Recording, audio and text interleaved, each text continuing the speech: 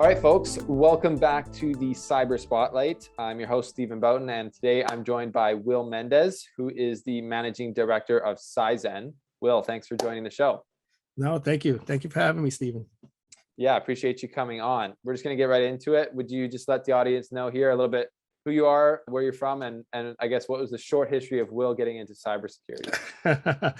Well, as you already mentioned, I'm Will Mendez. So I'm the Managing Director of Operations for Cyzen, which is a cybersecurity company. And I actually got into cybersecurity by, I guess it was kind of by chance.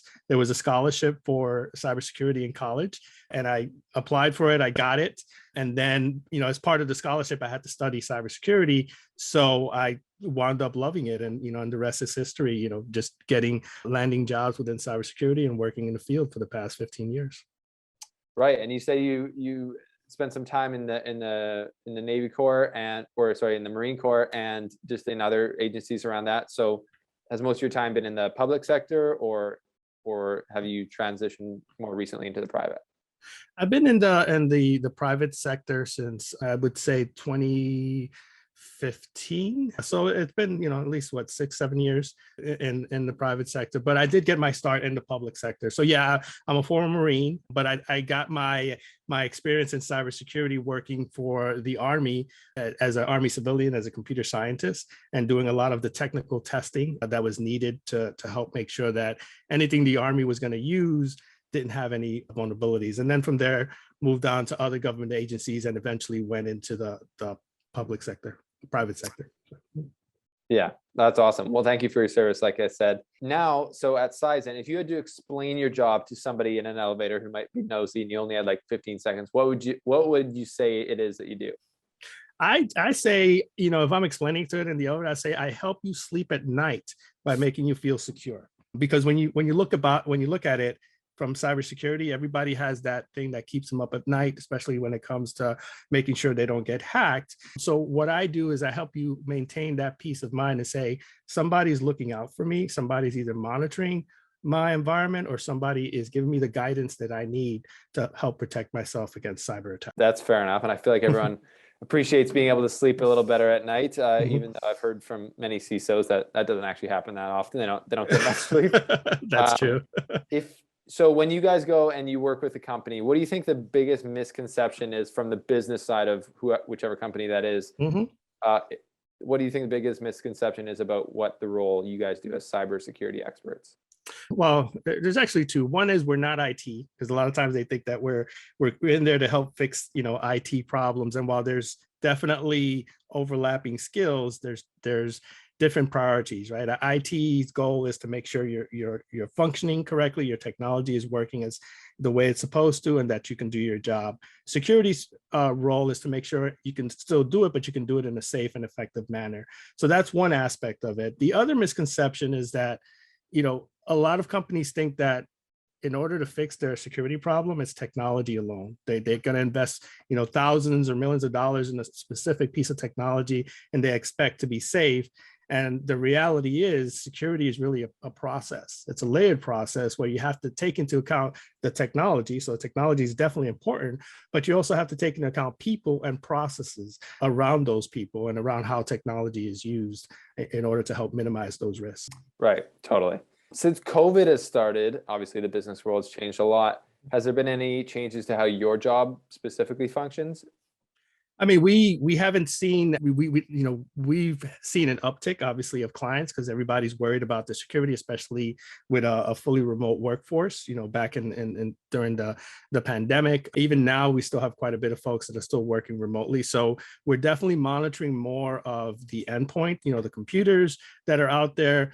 In some cases, we're actually monitoring personal devices because a lot of companies either weren't able to invest into the laptops or whatever the case was, and folks are using their personal devices. So we're monitoring those as well, because that's how everybody's accessing the resources they need to be able to do their jobs. Right. Yeah, we've seen the same thing, and everyone in security talks about that. It's the biggest, probably one of the most significant migrations maybe we'll see. What would you tell someone who aspires to get a job like yours? What would be maybe a couple pieces of advice you'd give? Yeah, definitely. I mean, I'm lucky because at the position I'm at, I can kind of see the big picture very, very nicely, especially, with size. And since we have multiple services, I can see different aspects of cybersecurity. But someone that wants to get into this industry or this field, I would say start with the basics. And it's not necessarily always security. It's always start with the basics as far as technology, because I find that, I'm a computer scientist by background. So I do have that technical background, whether it's software and programming. So that I leverage that a lot when it comes to cybersecurity, but it helps to have that basic foundational knowledge when it comes to technology, because that way, the way of thinking is, how are you going to protect something if you don't understand how it works? So that foundational knowledge is always good. And then the other aspect is the balance between technical and the soft skills, because what you're going to find is in our industry, yes, the technical is important, but a lot of it is education. You have to educate the end client. You have to educate the folks that you're trying to help on the importance of security and why you're doing certain things when it comes to security. Right. Yeah, that's so important. I've heard that from a lot of people about being able to explain the value of something in business terms or financial terms to the people that you're trying to help or convince that they need it or whatever. Exactly. Whatever it may be. Plurilock's an identity-centric company, and I wanted to just ask, how does identity play into your vision of cybersecurity, or what's the importance of identity, I guess, in today's modern workforces?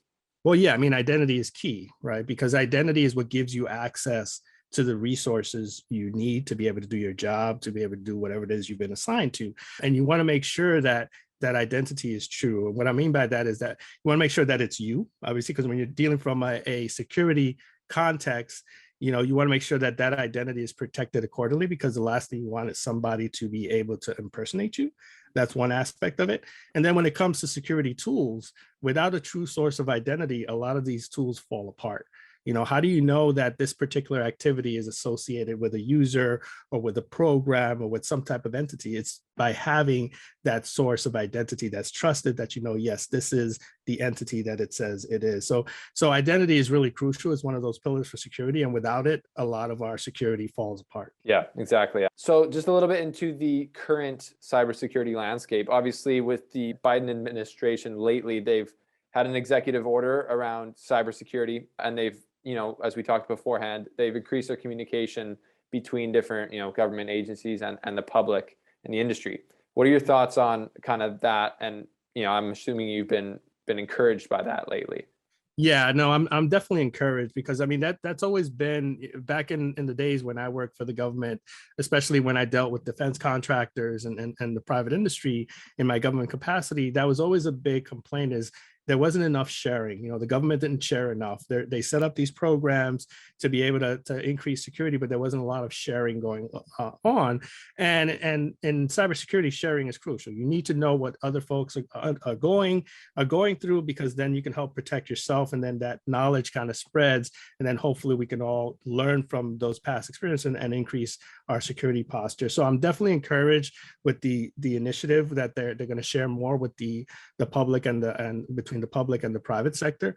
And what a lot of folks need to realize is, here in the US, just given the nature of our environment, a lot of our infrastructure is all privately held. It's all, energy utilities, what they call the private industry, the critical infrastructure.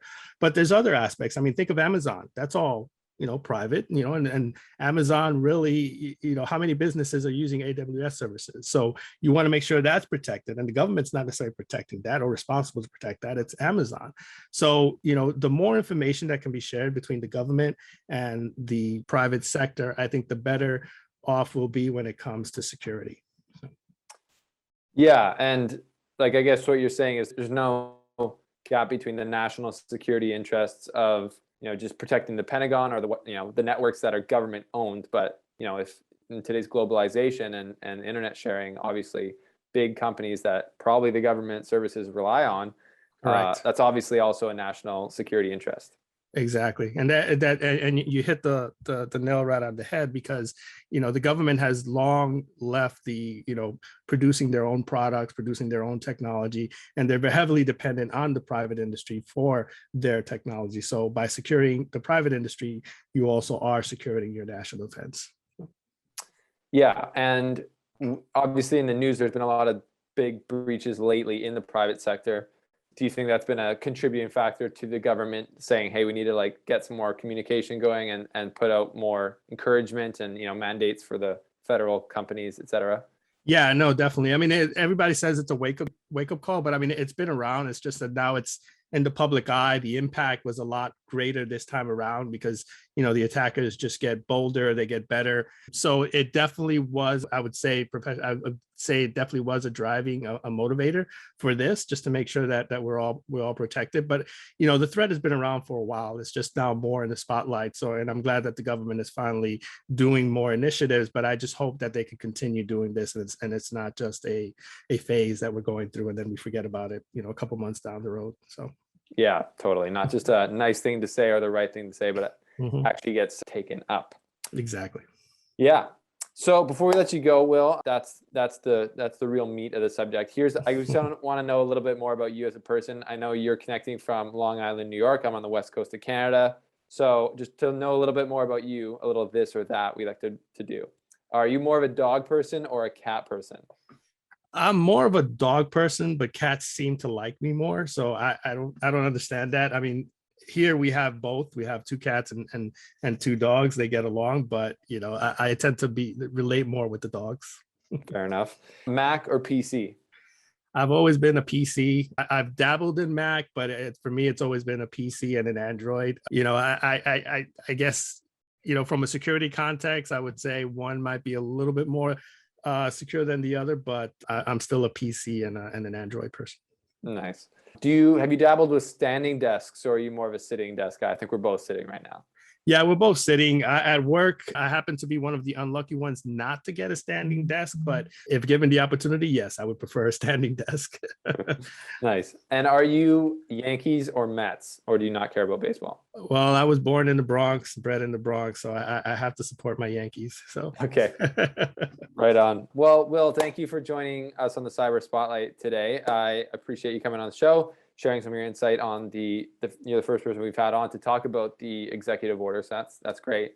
Where can people connect with you or with Cyzen if they want to check out your insights or services? Yeah, no, definitely. They can hit us up at www.cyzen.io, or you can hit me up on LinkedIn. It's just Will Mendez, and then just search for Cyzen and I should come up. So perfect. I'll leave the links to those in the description of this video or on social media, wherever you are watching this. Thanks to Will again for coming on the show. I appreciate it. And thanks to you guys for watching the Cyber Spotlight. We'll see you again here next time. Have a great day, Will. You too, Stephen. Thanks for having me on. Take care.